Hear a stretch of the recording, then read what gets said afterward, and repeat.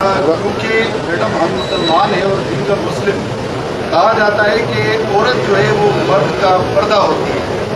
تو آپ نے جو اپنی کتاب میں پردے اس سے چارٹ کی ہے، خاص طور پہ خان صاحب کے حوالے سے اس کے بستر کی باتیں تک آپ نے لکھی، کبھی اس بات پہ پچھتاوا ہوا ہے کہ یہ میں نے کیا کیا اس کے ہاتھ چھپ رکھے کیونکہ وہ ذاتی نوعیت کے لیے؟ دیکھیے الحمدللہ بہت سے لوگ ایسے ہوں گے، شاید آپ ایسے سیاستدانوں سے ملے ہوں جو قرآن پاک کسی کے حوالے سے پڑھتے ہیں.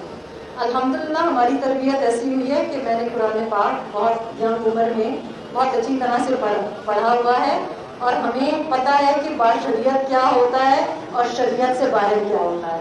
ہمیں پتہ ہے کہ کیا نکاح میں ہوتا ہے اور کیا نکاح میں نہیں ہوتا.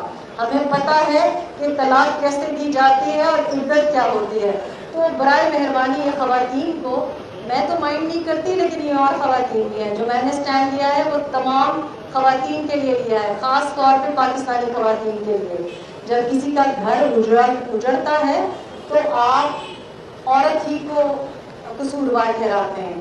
عورت کی کیا سٹوری ہے اس کو سننے کے لیے کوئی تیار نہیں ہوتا. اور میں نے جو کیا ہے میں بہت اس پہ بہت تسلی ہے مجھے کہ میں نے وہ کیا ہے کہ یہ بچیاں جو سن رہی ہیں اور میری اپنی 2 بیٹیاں بھی سنیں کہ جب آپ کے ساتھ کوئی اسلام کو استعمال کر کے اور غلط بات کی جائے اور آپ کو کہا جائے کہ یہ آپ کے لیے صحیح ہے اور یہ آپ کے لیے صحیح نہیں ہے، تو یہ جو ایک مسوجنی ہے کلچر میں اور سوسائٹی میں، وہ اللہ پاک نے نہیں دی. یہ ہمارے کلچر کی کچھ بہت اچھی باتیں اور 1-2 بری باتیں، اور وہ مجھے ایسے لوگ ان کو بدلیں گے. جب میں بولی ہوں تو اس کے بعد آپ نے دیکھا ہے کہ وہ لوگ جو میرے اوپر تنقید کرتے تھے اب وہ بھی بتا رہے ہیں.